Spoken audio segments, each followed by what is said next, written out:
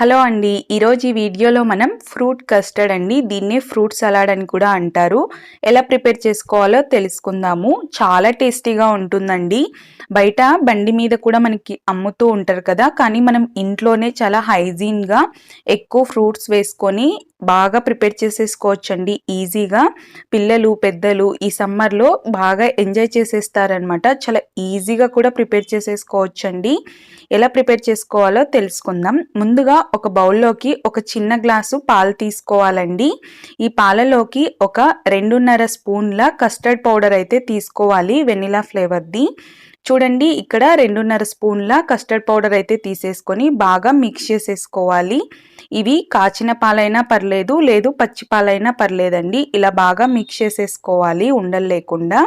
ఇప్పుడు స్టవ్ మీద ఒక గిన్నె పెట్టుకొని అందులోకి ఒక 1/2 లీటరు పాలు వేసేసుకోవాలి. పాలు ఇలా ఒక పొంగు రాగానే ఫ్లేమ్ని సిమ్లో పెట్టేసుకొని ఒక గంట తీసుకొని బాగా మిక్స్ చేసేసుకోవాలండి. అంటే పాల మీద మీగడంతా కూడా పాలలో కలిసిపోయే విధంగా బాగా మిక్స్ చేసుకోవాలి. ఇలా పాలు ఉడుకుతున్నప్పుడు ఇందులోకి మీ స్వీట్నెస్కి తగ్గట్టుగా పంచదార వేసుకోవాలి. ఈ పంచదార అంతా కరిగేంత వరకు మిక్స్ చేసుకోవాలండి. మీరు కావాలనుకుంటే పంచదారని స్కిప్ కూడా చేసేసుకొని లాస్ట్లో ఫ్రూట్ కస్టర్డ్ సర్వ్ చేసుకునేటప్పుడు హనీ కూడా వేసుకోవచ్చు. చూడండి, ఇలా పంచదార అంతా కరిగిపోగానే మనం ముందే మిక్స్ చేసి పెట్టుకున్న కస్టర్డ్ పౌడర్ని ఒకసారి అంతా మిక్స్ చేసేసుకొని వేసేసుకోవాలి.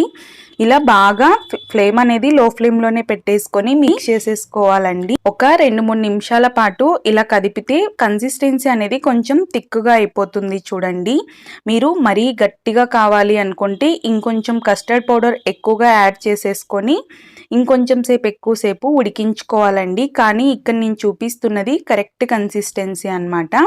ఇది కంప్లీట్గా చల్లారనివ్వాలండి, ఫ్రిడ్జ్లో పెట్టకూడదు. నార్మల్గా చల్లారిపోయిన తర్వాత ఇప్పుడు ఇందులోకి మనం ఫ్రూట్స్ అన్నీ కూడా యాడ్ చేసేసుకోవాలి. ఏ ఫ్రూట్స్ అయినా వేసుకోవచ్చండి, అది మీ ఇష్టం అనమాట.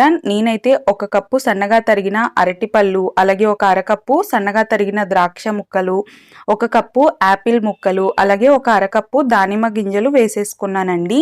ఇలా వేసేసుకున్న తర్వాత అంతా కూడా ఒకసారి బాగా మిక్స్ చేసేసుకోవాలండి. మిక్స్ చేసేసుకొని ఫ్రిడ్జ్లో పెట్టాలి. ఒక గంట పైనే పెట్టాలండి, బాగా అప్పుడు చల్లగా అవుతుంది. దాని తర్వాత మనం సర్వ్ చేసుకుంటే టేస్టీ ఫ్రూట్ సలాడ్ అనేది రెడీ అండి. చాలా సింపుల్ కదా, మీరు కూడా డెఫినెట్గా ట్రై చేసి మీకు ఎలా వచ్చిందో కామెంట్ చేయండి. మనకి ఈ ఫ్రూట్స్ వేయకుండా మనం పాలు అలాగే కస్టర్డ్ పౌడర్ కలిపిన ఒక చిక్కటి పాల మిశ్రమం ఉంది కదండి, ఇది మనకి ఒక 2 డేస్ స్టోర్ కూడా ఉంటుందన్నమాట. ఏ రోజుకి ఆ రోజు మనం ఫ్రూట్స్ అనేవి కట్ చేసుకొని కూడా సర్వ్ చేసుకోవచ్చు. Thanks for watching.